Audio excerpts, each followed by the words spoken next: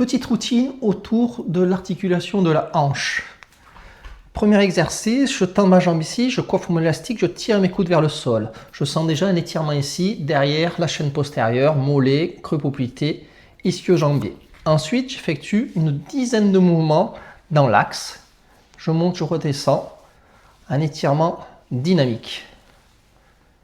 Je stabilise bien ma colonne dans le sol. Je grandis bien au niveau des cervicales. Mes épaules sont basses. Une fois que j'ai effectué 10 mouvements dans ce sens-là, je vais tourner ici en rotation de hanche. Même principe, une dizaine de mouvements dans un sens, puis une dizaine de mouvements dans l'autre sens. L'objectif est de lubrifier l'articulation grâce au liquide synovial et nourrir mon articulation et mes cartilages.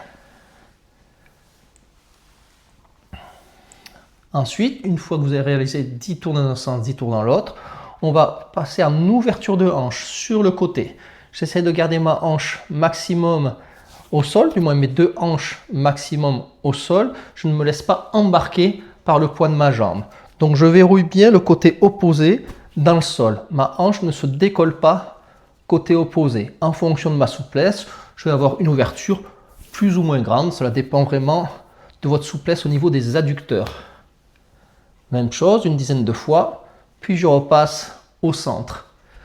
Je tends ensuite l'autre jambe et pour terminer, je vais laisser tomber ma jambe du côté opposé. Cette fois-ci, non pas en mouvement, mais je vais rester en étirement. Je vais laisser ma hanche ici ne pas trop se décoller, bien sentir l'étirement derrière ici et en même temps ici sur le tenseur du fascia lata, sur le côté ici de la cuisse.